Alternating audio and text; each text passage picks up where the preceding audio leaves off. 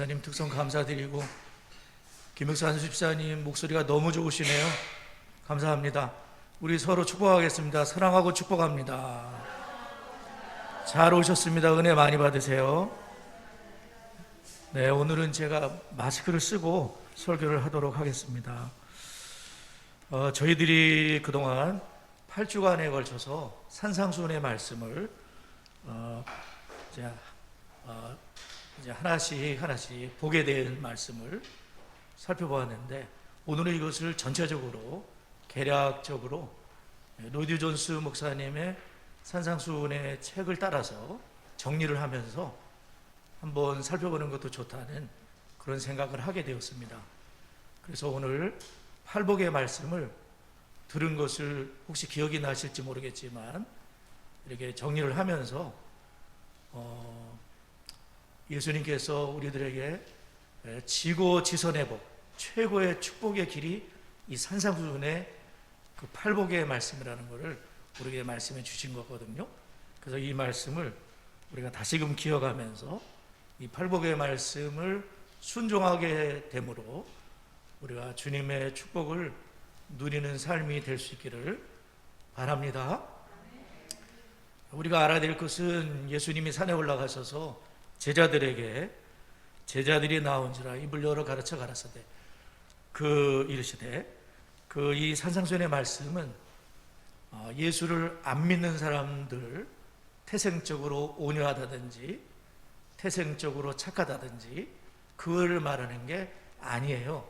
이것은 하나님을 믿는 중생한, 그래서 성령이 함께 하시는, 그래서 이 말씀은 일반 자연인이 지킬 수 있는 말씀이 절대 아니다. 그런데 간디 같은 사람은 이 말씀을 막 극찬을 하거든요. 그러나 주님께서 보실 때에 그거는 순종한다고 볼 수가 없는 거예요.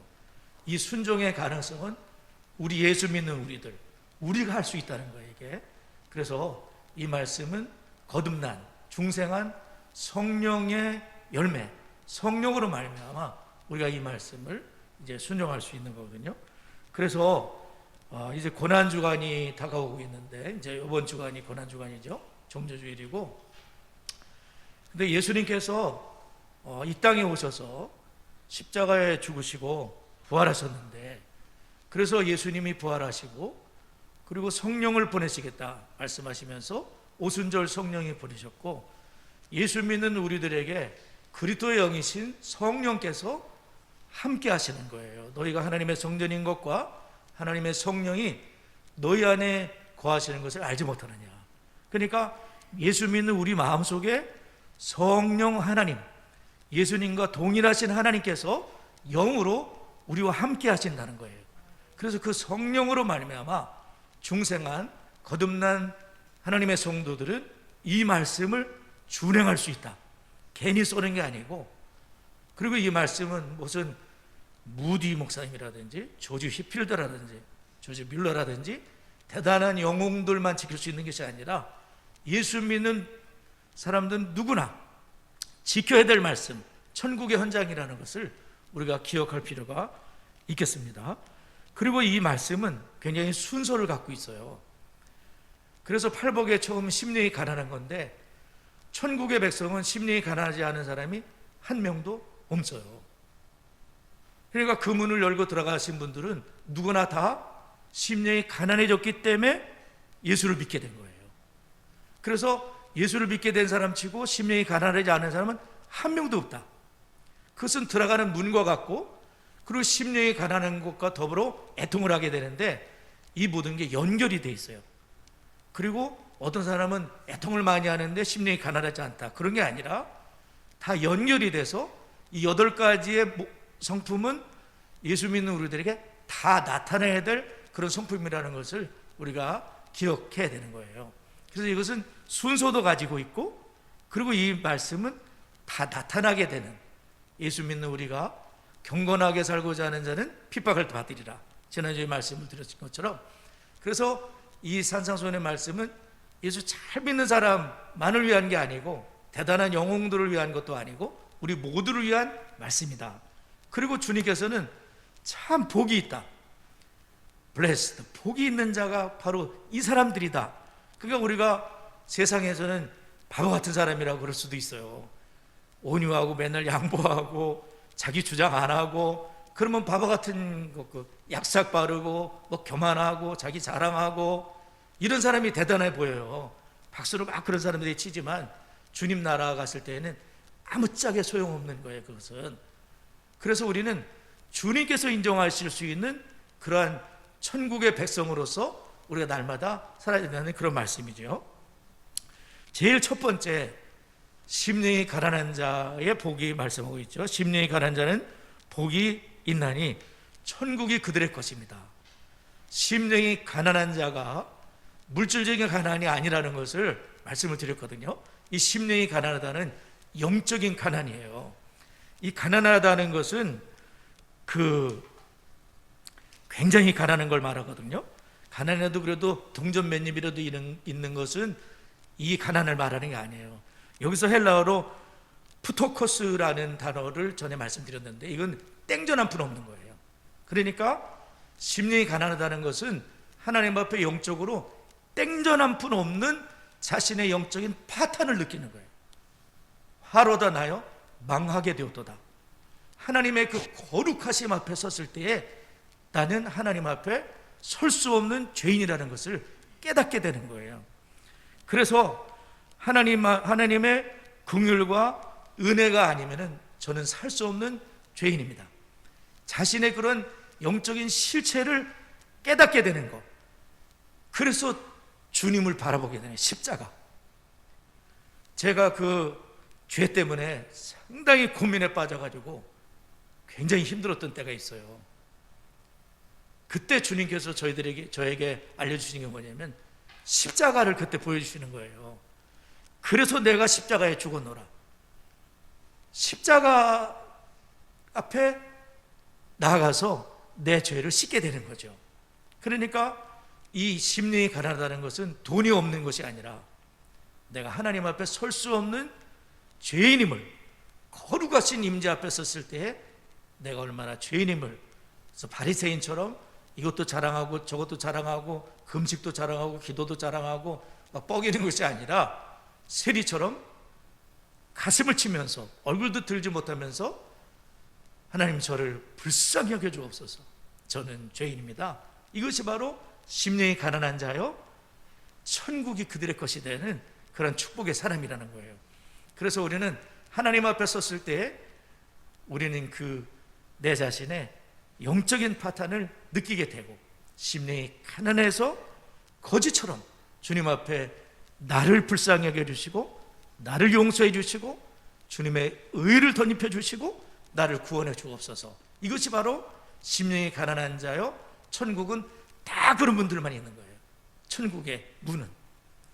심령이 가난한 거 이렇게 살펴봤습니다. 두 번째로는 그러다 보니까 애통하는 거예요.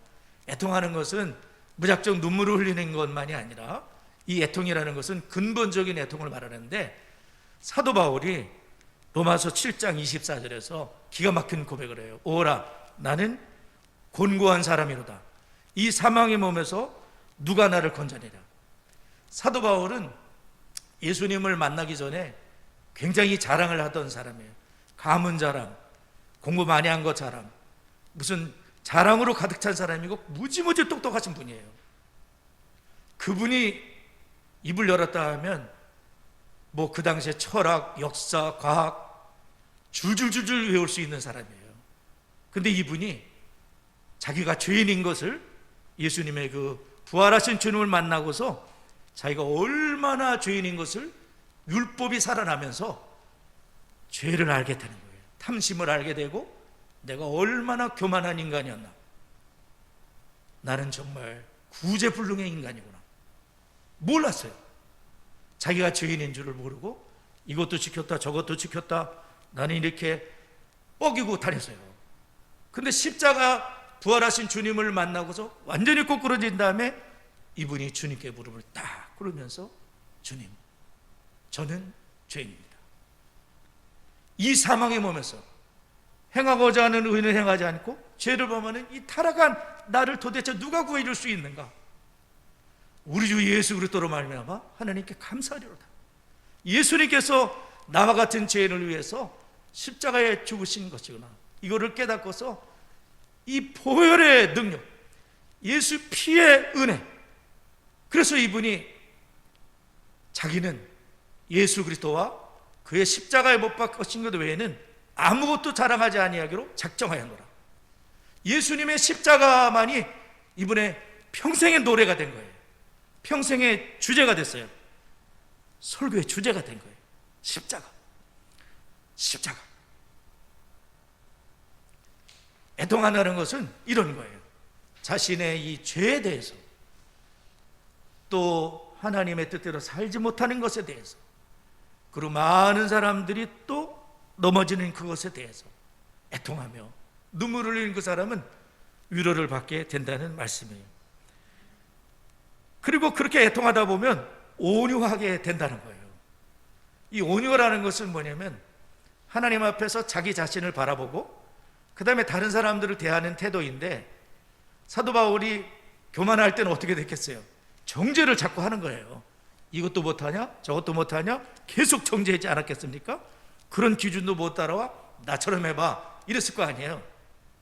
근데 이분이 자기도 고루한 백성이고 이걸 깨닫게 된 다음부터는 온유해지는 거예요. 예수님을 닮고 겸손해지는 거예요. 진짜 하나님 앞에. 그래서 이 온유라는 것은 애통과 심령의 가난한 뒤에 나오는 게 맞는 거예요. 그 단계를 거치게 되면은 자기가 얼마나 죄인인 줄 알기 때문에 다른 사람을 향해서 온유한 그런 태도가 나오게 되고, 그리고 자랑할 게 자기는 아무것도 없다는 것을, 사도 바울이 십자가만을 자랑한다는 건 뭡니까? 예수님이 나를 대신해 죽으신 그 자체, 예수 그리스도만을 자랑한다는 말씀이죠. 그래서 또 온유는 우리의 모든 것을 하나님 손에 맡기면서 이렇게 살아가는 것을 말해요. 그리고 이제 네 번째로는 그렇게 온유하다 보면은 의에 줄이고 목마르게 되는 거예요. 이 의라는 것은 칭의를 말하기도 하지만 성화를 말하게. 칭의는 의롭다 하심을 받는 거. 예수 믿는 우리가 의롭다 하심을 받는 걸 칭의라 그래요. 예수님의 의를 덧입혀 주시는 거. 성화는 그리스도를 닮아가는 평생의 과정을 성화라 그래요. 영화는 예수님과 같아지는 그 마지막 주님 앞에 섰을 때 영화롭게 해주시는 것을 말해요. 이 과정이 구원의 서정 속에 있는데, 그래서 우리가 예수를 믿는 칭의와 그 다음에 성화인데, 이 의에 줄이고 목마르다는 것은, 의는 뭐냐면 하나님과 바른 관계를 맺고 싶어 하는 거예요. 근데 항상 죄가 문제가 되기 때문에 이 죄를 이기려고 하는 그러한 그 욕구, 또 하나님과 바른 관계를 항상 목말라 하는 이러한 상태를 의에 줄이고 목마른 사람, 그래서 매일의 삶 속에서 이 팔복을 실천하고자 하는 그런 사람을 말하는 거예요. 다섯 번째는 긍휼히 여기는 자가 복이 있다 그랬어요. 긍휼히 여기는 자. 긍휼은 이것을 뭐냐면 불쌍히 여기는 마음과 함께 행동까지 포함되는 것을 볼 수가 있거든요. 그래서 우리가 긍휼의 신뢰로 선한 사마리아인의 비유를 우리가 살펴봤지 않습니까? 제사장과 레위인은 강도 만난 자를 보고서 피하여 지나가. 불쌍하다. 근데 나는 아니야. 나는 지금 바빠. 나는 제사장이라서 저런 사람 건드리면 안 될 거야. 아마 온갖 핑계를 대면서 빠져나갔어요. 근데 선한 사마리아인도 핑계댈 게 많지만 저 사람 그냥 두면 죽겠네. 내가 살려야 되겠구나. 가까이 다가가서 응급조치를 하고 주막으로 데리고 가서 밤새 돌봐주면서 이 사람을 끝내 살려낸 거예요. 이 선한 사마리아인은 진정한 이웃이 무엇인지 자비를 베푼 자니자 너도 가서 그렇게 해라. 이렇게 예수님이 말씀하셨거든요. 긍휼인 거죠. 긍휼은 불쌍한 마음과 함께 액션, 행동이 그 속에 들어가 있는 걸 말해요. 긍휼의 최고봉은 십자가인 거예요. 하나님께서는 우리를 불쌍히 여기신 거예요. 그냥 놔두면 우리 모두는 지옥으로 다 달려가는 거예요. 완전히 망하는 거예요. 하나님이 우리를 불쌍히 여기신 거예요. 이처럼 사랑하사 독생자를 주셔서 하나님께서는 우리를 대신하여 그 하나님의 피, 예수의 피, 십자가의 보혈, 그 생명, 십자가의 고난, 하나님의 진노, 하나님의 저주를 예수님이 한 몸에 다 받으시고 예수 믿는 우리들에게 용서, 하나님의 자녀되는 축복, 하늘의 기업, 성도의 축복, 이 모든 것을 우리 주님께서 우리에게 베풀어 주신 줄 믿습니다. 십자가의 그 은혜, 사도 바울이 그 똑똑하신 분이 어떻게 도대체 십자가만을 자랑하겠다 그러는데 십자가가 뭔데 그렇게 자랑하려고 할까? 우리는 십자가와 그 은혜를 많이 알아야 되는데 쬐끔밖에 모르고 있어서 문제인 거예요. 여기 서 있는 저 자신부터 십자가를 너무 쬐끔밖에 몰라요. 그러나 이 십자가의 감동을 받은 사도 바울은 평생에 말할 주제가 되고 이 하나님의 긍휼을, 사랑을 그 십자가에서 발견하고 자기도 긍휼의 사람으로, 사랑의 사람으로, 용서의 사람으로 바뀐 거예요. 그 독한 사람이, 그 예수 믿는 사람 잡아 죽이던 그 사람이 십자가로 변화되는 거예요. 우리는 십자가 앞에서 그 변화되어야 되는 거죠. 내 힘으로는 할 수 없지만 콜이 된 분 그분처럼 이렇게 손을 내밀 수 있는 긍휼의 사람이 되는 거예요.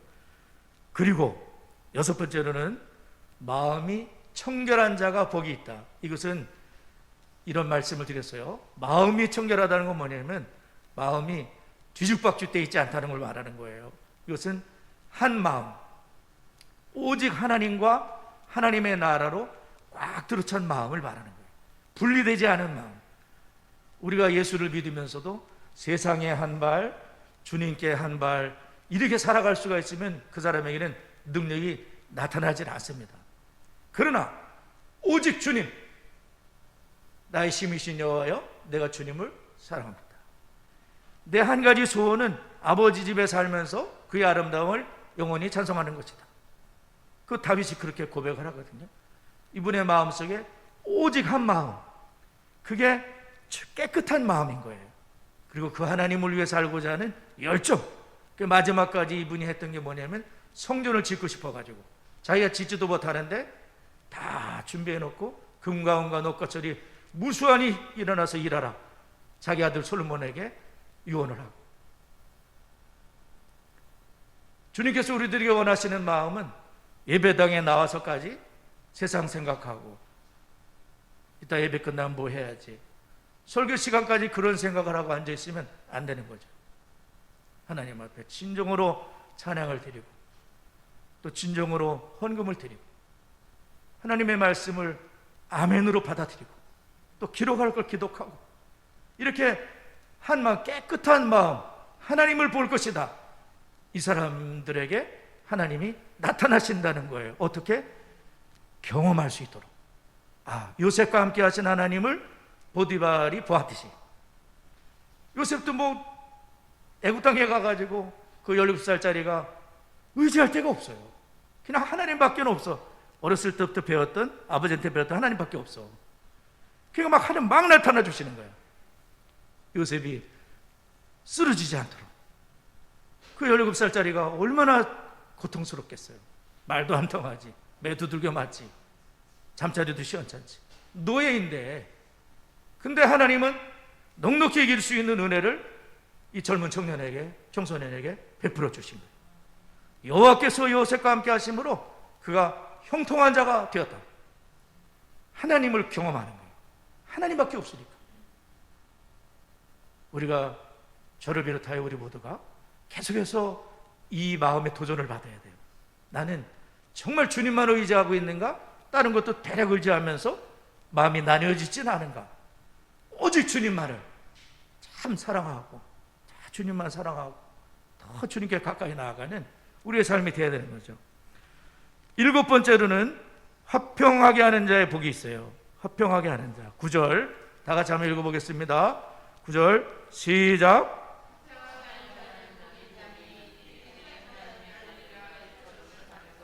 네, 이것은 이제 얼마 전에 들었던 말씀이기 때문에 이제 많이 기억이 나실 거예요. 세계 역사는 무슨 역사라고 그랬습니까?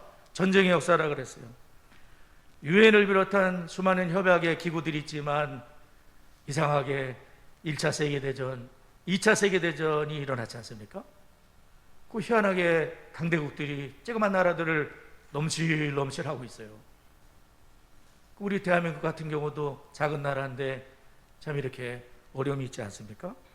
근데 그런 걸로 유엔이나 이런 협약기구로 전쟁을 막지 못했어요. 사람들은 어떤 정상 간에 이렇게 손을 잡으면은 평화가 올 줄 알지만 안 와요, 이상하게.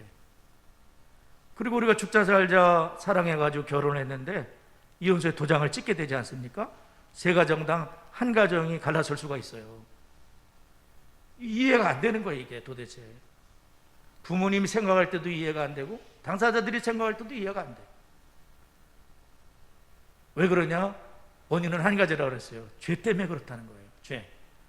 이 죄라는 것이 우리 인간을 이렇게 망가뜨려 놓은 거예요. 탐욕의 사람들로 바꿔놔 버렸어요. 약자를 집어삼키려고 하고 얼마나 많은 피해를 입히고 있습니까? 그런데도 깨닫지를 못해요. 악당들이 되어버렸어요. 그런데 이 악당과 같은 마음이 우리 부패한 우리 심령 속에 있다는 말이죠. 그러므로 이 화평을 위해서는 하나님께서는 예수님의 십자가의 피로 하나님과 우리가 화목하게 만들어 주신 거예요. 그리고 그 화목으로 다른 사람과 화목할 수 있도록 우리를 화평의 아들들로 만들어 주셨어요. 그래서 화평케 하는 자는 하나님의 아들들이다. Peacemaker. 평화를 만드는 사람이야말로 마귀 자식이 아니라 하나님의 자녀라고 말씀해 주고 있는 거예요. 우리 모두는 평화를 맛본 하나님과 우리가 화목하게 됐어요. 우리가 이 평화를 맛본 사람들로서 우리는 내가 가는 곳에 자꾸 막 트러블이 생기고 자꾸 문제가 생기고 그러면 안 되겠죠. 내가 감으로 인해서 양보하고 섬겨주고 이해하고 기다려주고 기도하고 마귀를 결박하고, 그러므로 내가 있는 공동체가 평화로워져야 되지. 싸움 있는 교회가 평화로워서 나눠지지 않아야 되지. 그런 평화의 사도들로 우리를 불러주셔서 우리는 평화의 사람으로, 예수님의 그 십자가의 은혜를 아는 사람으로 우리가 살아가야 될 줄 믿습니다. 평화를 만드는 사람들이에요. 마지막으로는 의를 위해 박해를 받은 자가 복이 있다. 기뻐하고 즐거워하라. 천국에서 그의 상이 큽니다. 그러니까 의를 위해 박해를 받는 건 뭐냐면 내 잘못으로 받는 박해가 아니라 그랬어요. 예수님 때문에. 의는 예수님으로 인하여서 박해를 받는 사람은 복이 있다. 그렇기 때문에 우리가 기독교인으로 이 세상에서 제대로 살고자 한다면, 경건하게 살고자 한다면 박해를 받게 될 것이다. 그러므로 모든 사람이 너를 칭찬하면 화가 있으리다. 예수님 믿는 우리가 분명한 어떤 태도를 보이지 않게 되면은 다 칭찬하게 되면 화가 있다, 이렇게 말씀하는 거예요.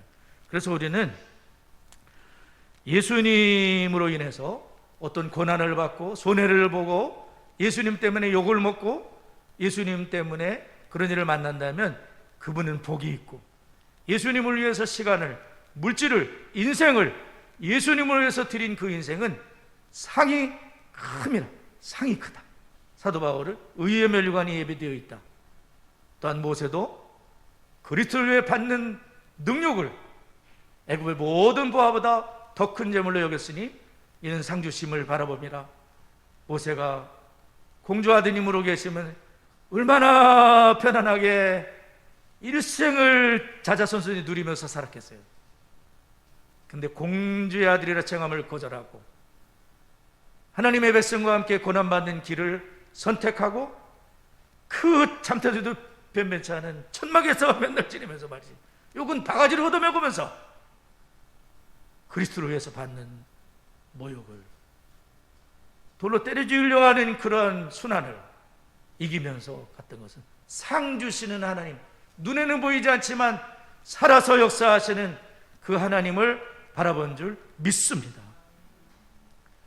하나님 상이 큼이라 말씀하는 거예요. 오늘 간략하게 8가지의 복들을 쭉 이렇게 살펴봤어요. 이 8복은 누가 지킬 수 있다? 자연인은 지킬 수 없다. 성령으로 말미암아, 그래서 성령의 열매가 온유도 성령의 열매, 화평도 성령의 열매잖아요.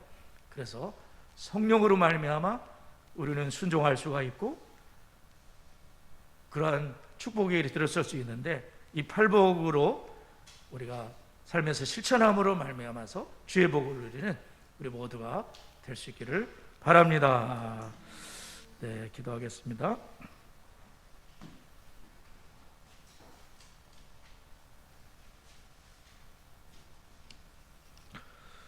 우리 좋으신 하나님 찬양하겠습니다.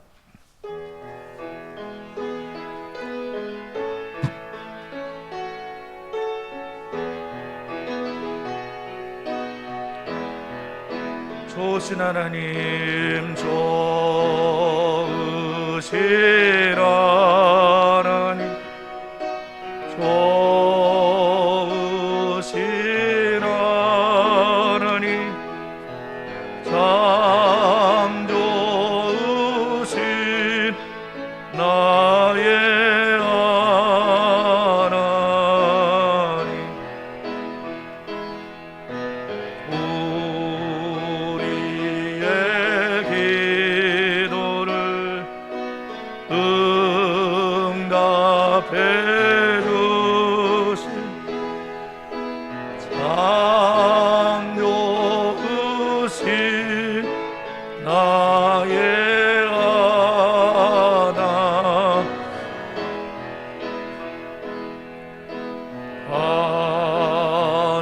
한없는 축복을 우리에게 주시는 참 좋으신 나의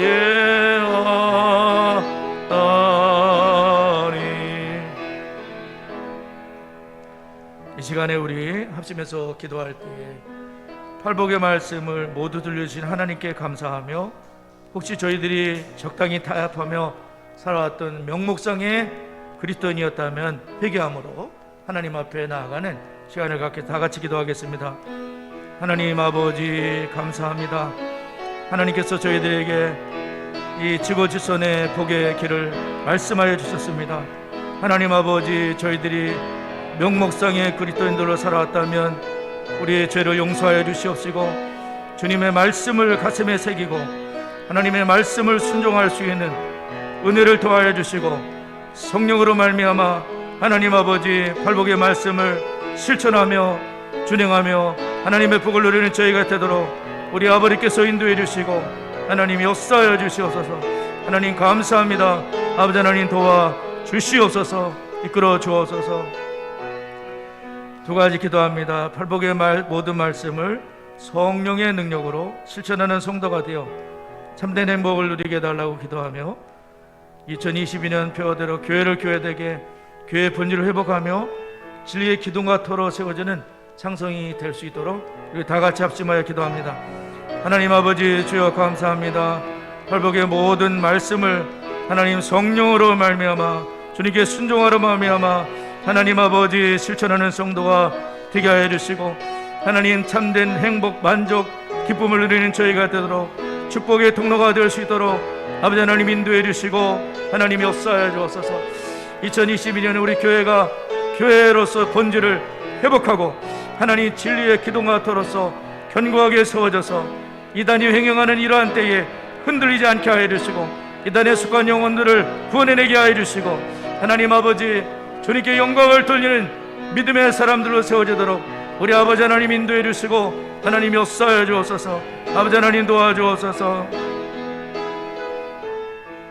세 번째, 네 번째 기도합니다. 대한민국이 여러 우리 하나님을 삼는 복된 나라가 될 수 있도록 다음 세대들을 축복하여 주시고, 전 세계의 복음과 축복을 나누는 한국의 대한민국이 될 수 있도록 지금도 전쟁 중에 있는 우크라이나, 러시아 전쟁을 속히 종식해 주시고, 원세가 예수의 십자가로 진정한 평화가 임하며 전쟁으로 고통과 상처받은 분들을 치료해 주시고 위로해 주시고 역사해 달라고 우리 다 같이 합심해 기도합니다. 하나님 아버지 주여 감사합니다. 대한민국과 한국교회에 하나님 복을 내려주시고 여호와를 우리 하나님을 삼은 나라 교회가 될 수 있도록 역사해 주옵소서. 무엇보다도 다음 세대들이 복을 받아 주님을 알게 하여 주시고 십자가의 은혜를 깨닫게 하여 주시고 전세계 복음과 축복을 나누는 대한민국과 한국교회로 끝까지 주님 사용하여 주시옵소서. 하나님 지금도 전쟁 중에 있는 러시아 우크라이나의 전쟁을 속히 종식시켜 주시옵시고 아버지 하나님 예수의 십자가로 진정한 평화가 임할 수 있도록 하나님 인도하여 주옵소서. 전쟁으로 고통과 아픔과 슬픔을 당한 저들을 위로하여 주시고 하나님 아버지 회복되게 하여 주시고 주의 복음에 전파되게 하여 주시고 하나님의 위로가 넘쳐날 수 있도록 그 땅 가운데 역사하여 주시고 불쌍히 여겨주시고 원수 마귀를 멸하여 주시고 아버지 하나님 주님의 크신 은혜로 이끌어 주옵소서. 역사하여 주옵소서.